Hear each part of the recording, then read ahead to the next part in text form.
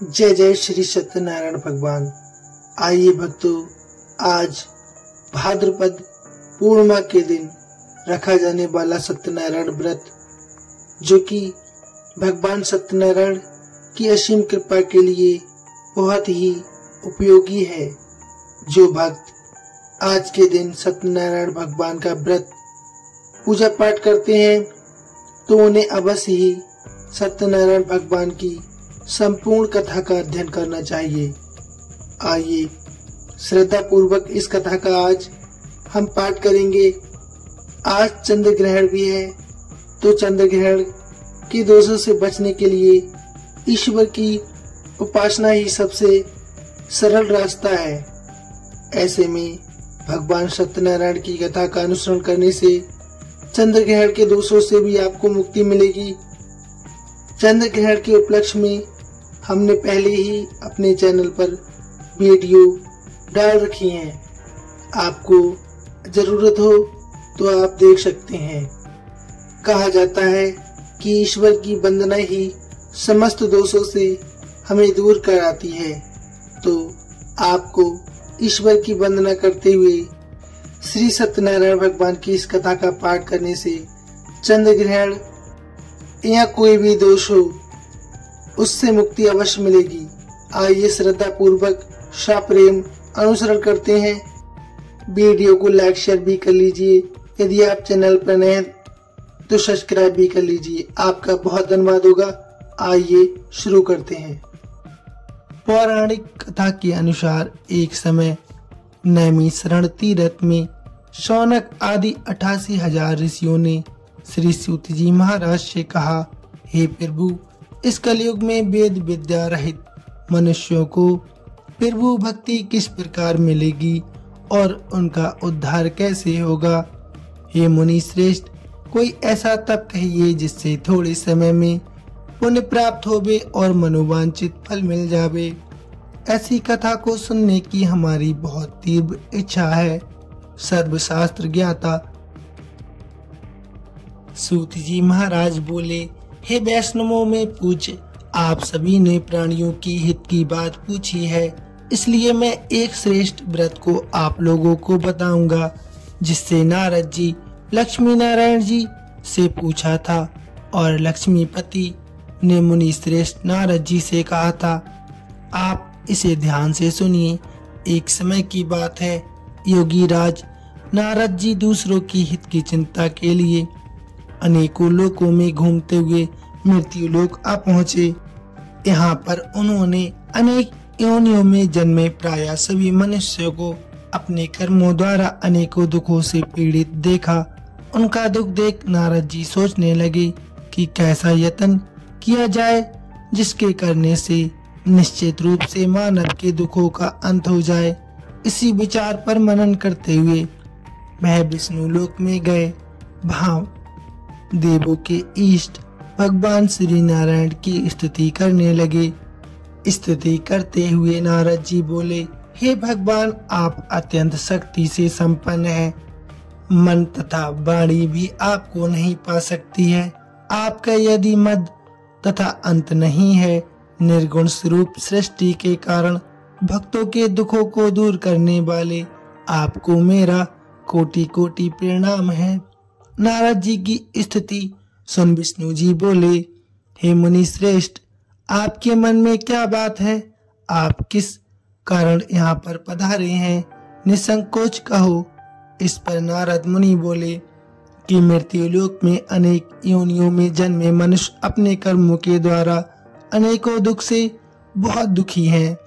हे नाथ, आप मुझ पर दया करते हैं तो बताइए कि मनुष्य को थोड़े प्रयास से ही अपने दुखों से कैसे छुटकारा मिल सकता है। श्री हरि नारद से बोले, मनुष्यों की भलाई के लिए तुमने बहुत अच्छी बात पूछी है, जिसके करने से मनुष्य मोह से छूट जाता है।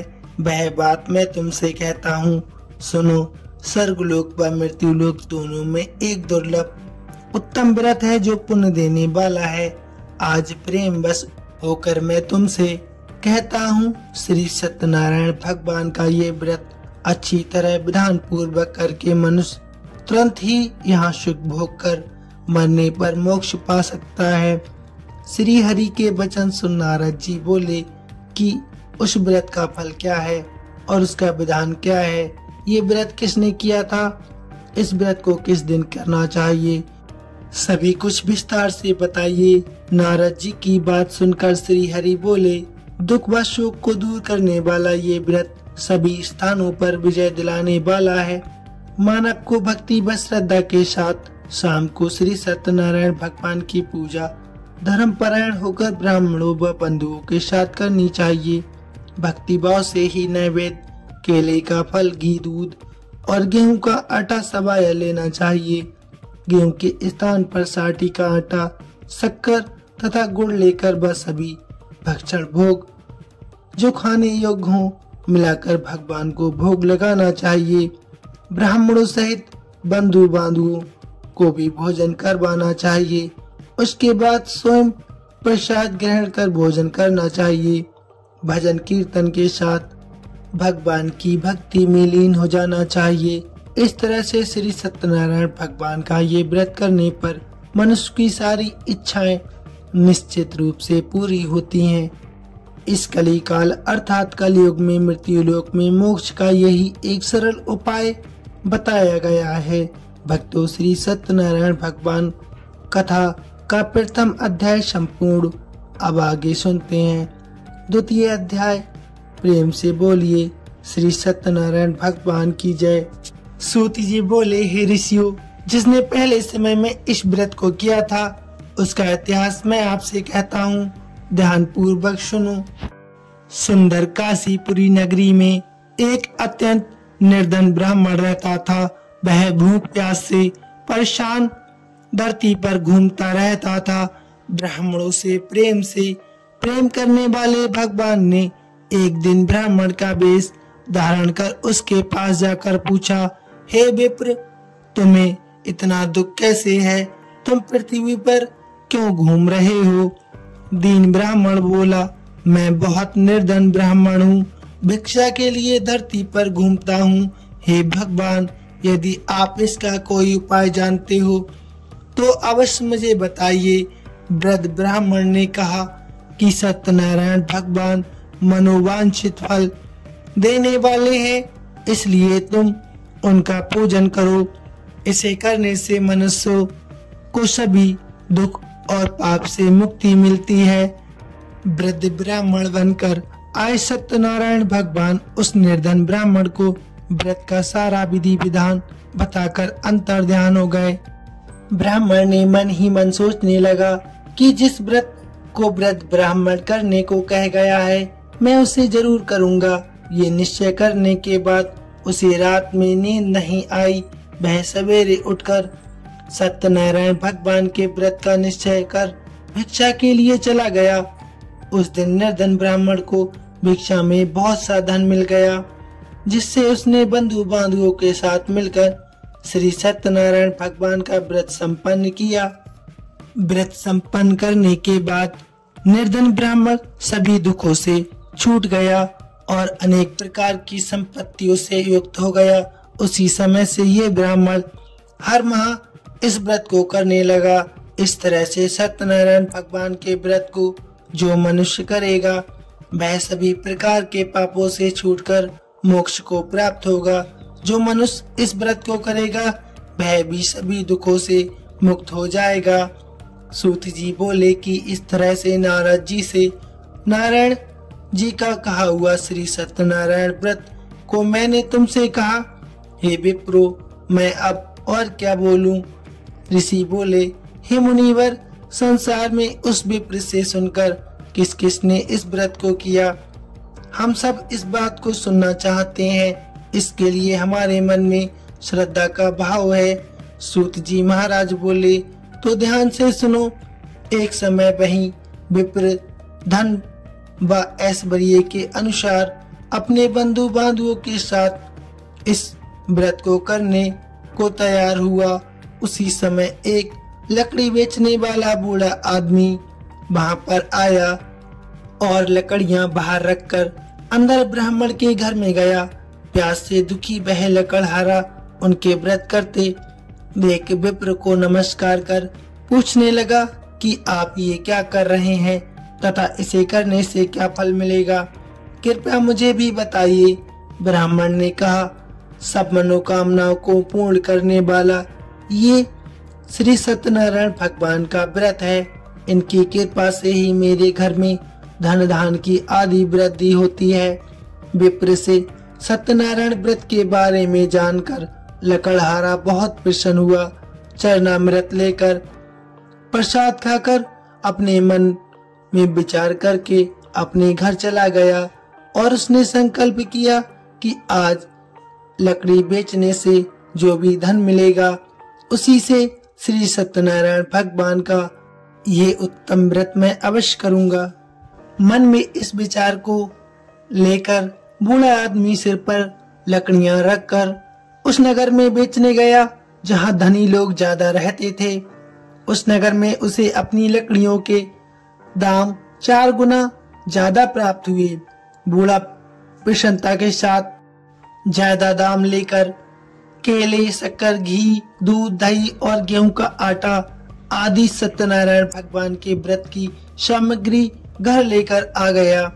वहां उसने अपने बंधु बांधवों को बुलाकर विधि विधान से सत्यनारायण भगवान का पूजन और व्रत किया। इस व्रत के प्रभाव से वह बूढ़ा लकड़हारा धन, पुत्र आदि से युक्त होकर संसार के समस्त सुख भोग कर अंतकाल में वह श्री हरि के वैकुंठ धाम चला गया। भक्तों, दूसरा अध्याय संपूर्ण। प्रेम से बोलिए श्री सत्यनारायण भगवान की जय। आइए अब सिमरण करते हैं श्री सत्यनारायण भगवान कथा का अध्याय 3। भक्तों, प्रेम से और सच्ची भावना से हमें श्री सत्यनारायण व्रत कथा को संपूर्ण ही सुनना चाहिए। तो आपसे अनुरोध है कि आप संपूर्ण ही कथा सुने। आइए भक्तों, शुरू करते हैं। सूत जी महाराज बोले, श्रेष्ठ मुनियों, अब आगे की कथा मैं तुमसे और कहता हूँ। पहले समय की बात है, उल्का मुख नाम का एक बुद्धिमान राजा रहता था। वह सतवक्ता और जितेंद्रिय था।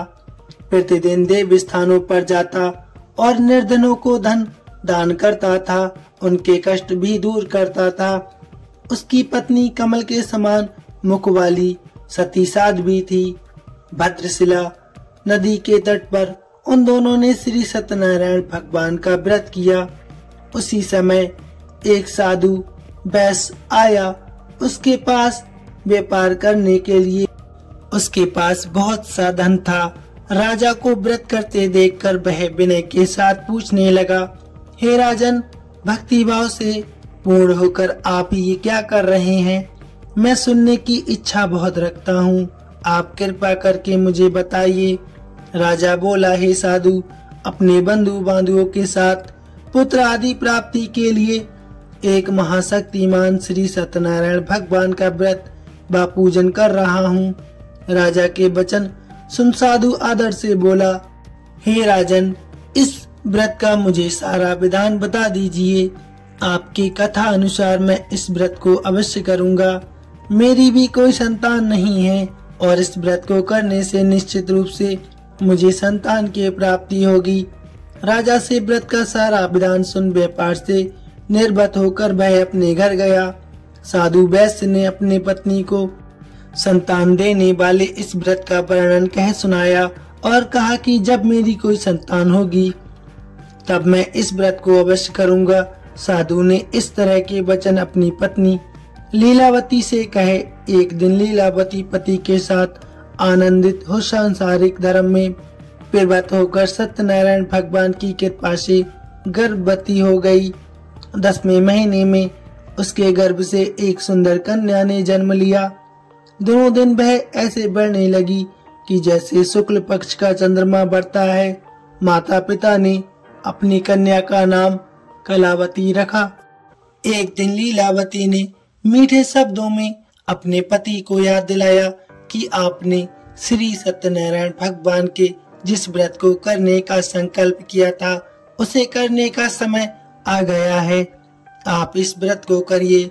साधु बोला, हे प्रिय, इस व्रत को मैं उस समय करूंगा जब अपनी पुत्री का मैं विवाह करूंगा। इस प्रकार अपनी पत्नी को आश्वासन देकर वह नगर को चला गया। कलावती पिता के घर में रहे। दिनों दिन बड़ी होने लगी।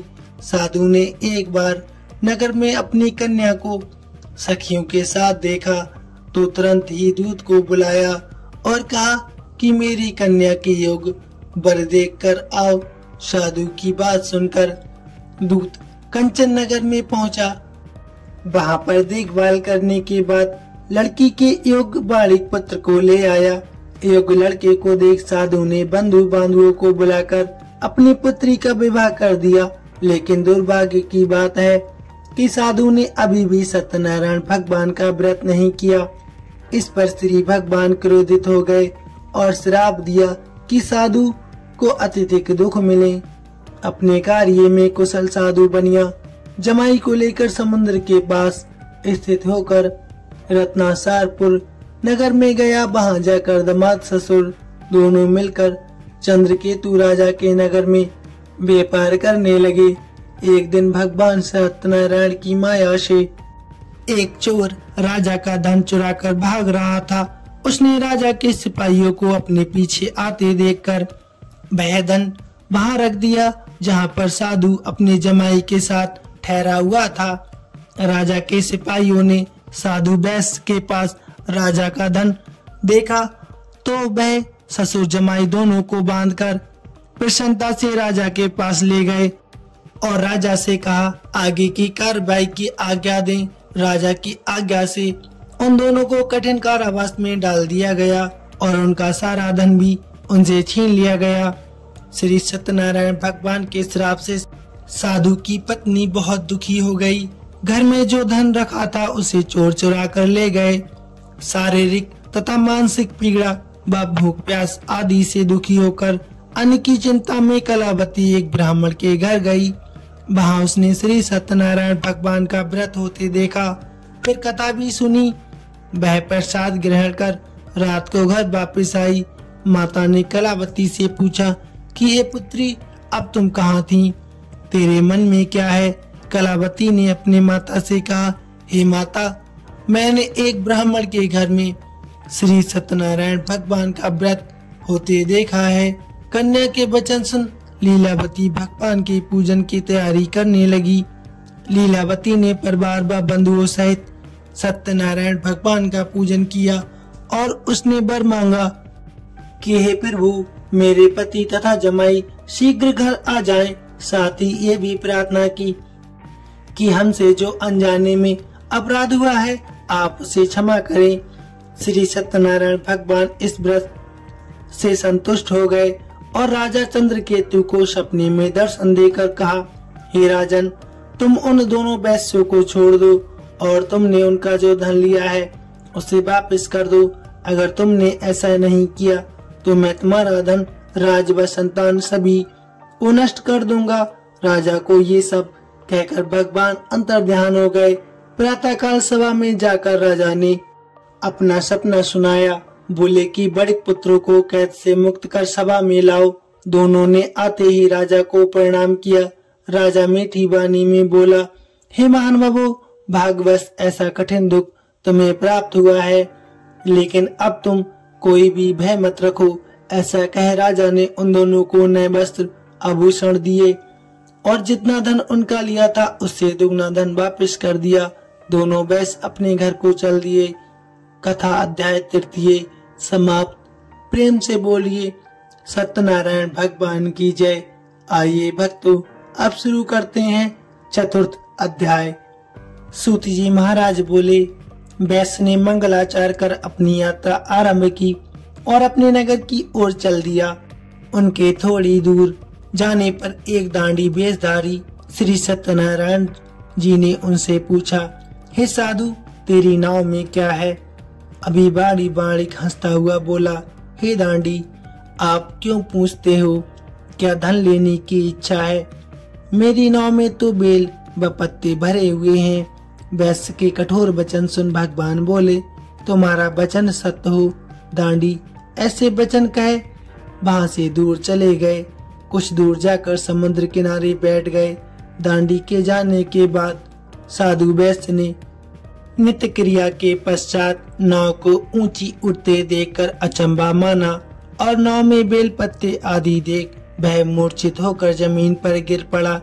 मूर्छा खुलने पर वह अत्यंत शोक में डूब गया तथा उसका दामाद बोला कि आप शोक न मनाएं, ये दांडी का सांप है, इसलिए हमें उनकी शरण में जाना चाहिए, तभी हमारी मनोकामनाएं पूरी होंगी।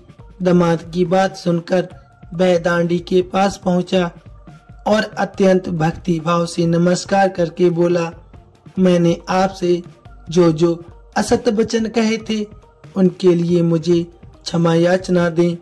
ऐसा कहकर महान शोकातुर हो रोने लगा। तब दांडी भगवान बोले, हे बड़िक पुत्र, मेरी आज्ञा से बार बार तुम्हें दुख प्राप्त हुआ है, तू मेरी पूजा से विमुख हुआ है।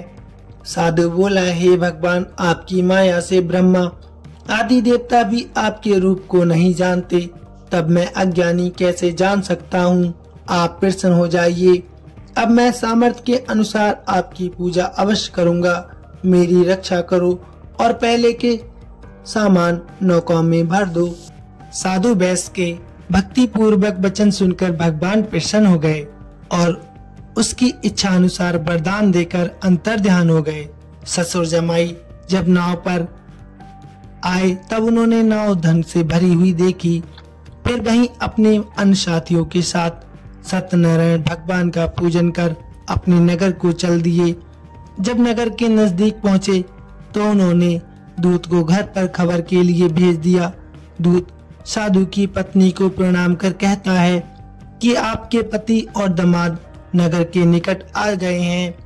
दूत की बात सुन साधु की पत्नी लीलावती ने बड़े हर्ष के साथ सत्यनारायण भगवान का पूजन कर अपनी पुत्री कलावती से कहा कि मैं अपने पति के दर्शन को जाती हूँ, तू कार्य पूर्ण कर शीघ्र आ जाना।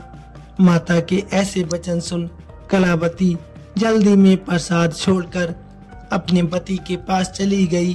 प्रसाद की अवज्ञा के कारण श्री सत्यनारायण भगवान जी बहुत रुष्ट हो गए और नाव सहित उसके पति को पानी में डुबो दिया। कलावती अपने पति को बहाना पाकर रोती हुई जमीन पर गिर गई। नौका को डूबा हुआ देख वह कन्या को रोता देख साधु दुखी होकर बोला कि हे प्रभु, मुझसे या मेरे परिवार से जो भी भूल हुई है उसे क्षमा करें। साधु के दीन वचन सुनकर श्री सत्यनारायण भगवान प्रसन्न हो गए और आकाशवाणी हुई, हे साधु, तेरी कन्या मेरे प्रसाद को छोड़कर आई है, इसलिए उसका पति आदरस हो गया है। यदि वह घर जाकर प्रसाद खाकर लौटती है तो उसे उसका पति अवश्य मिलेगा। ऐसी आकाशवाणी सुन कलावती घर पहुंचकर प्रसाद ग्रहण करती है और फिर आकर अपने पति के दर्शन करती है। उसके बाद साधु अपने बंधु बांधवों सहित श्री सत्यनारायण भगवान की विधि विधान से पूजन करता है तथा इस लोक से सुख भोग कर वह अंत में स्वर्ग को जाता है। चतुर्थ अध्याय संपूर्ण। प्रेम से बोलिए श्री सत्यनारायण भगवान की जय। आइए भक्तों, अब सुनते हैं पंचम अध्याय। सूत जी महाराज बोले, हे ऋषियों, मैं और भी एक कथा आपको सुनाता हूँ, उसे भी ध्यान पूर्वक सुनो। प्रजा पालन में लीन तुंगध्वज नाम का एक राजा था। उसने भी भगवान का प्रसाद त्याग कर बहुत ही दुख सहन किया। एक बार वन में जाकर वन पशुओं को मार कर वह एक पेड़ के नीचे आ गया। वहां उसने ग्वालों को भक्ति भाव से अपने बंधुओं सहित सत्यनारायण भगवान का पूजन करते देखा। अभिमान बस राजा ने उन्हें देखकर भी पूजा स्थान में नहीं गया और न ही उसने भगवान को नमस्कार किया। ग्वालों ने राजा को प्रसाद दिया, लेकिन उसने वह प्रसाद नहीं खाया और प्रसाद को वहीं छोड़कर अपने नगर को चला गया। जब वह नगर में पहुंचा तो वहां सब कुछ तहस नहस हुआ। पाया तो वह शीघ्र ही समझ गया कि ये सब भगवान की ही माया है। वह द्वारा ग्वालों के पास पहुंचा और विधि पूर्वक पूजा कर प्रसाद खाया। तो श्री सत्यनारायण भगवान की कृपा से सब कुछ पहले जैसे हो गया। दीर्घ काल तक सुख भोगने के बाद मरणोपरांत उसने स्वर्गलोक की प्राप्ति की। जो मनुष्य परम दुर्लभ इस व्रत को करेगा तो भगवान सत्यनारायण की अनुकंपा से उसे धन दान की प्राप्ति होगी, निर्धन धनी हो जाता है और भय मुक्त हो जीवन बिताता है। संतानहीन को संतान प्राप्ति होती है और सारे मनोरथ पूर्ण होने के बाद वह मानव अंतकाल में वैकुंठ धाम को चला जाता है। सूत जी महाराज बोले, जिन्होंने पहले इस व्रत को किया, अब उनके दूसरे जन्म की कथा मैं तुमसे कहता हूँ। वृद्ध सदानंद ब्राह्मण ने सुदामा का जन्म लेकर मोक्ष की प्राप्ति की। लकड़हारे ने अगले जन्म में निषाद बनकर मोक्ष प्राप्त किया। उल्का मुख नाम का राजा दशरथ होकर बैकुंठ को चला गया। साधु नाम के वैश्य ने मोरध्वज बनकर अपने पुत्र को आरे से चीरकर मोक्ष पाया।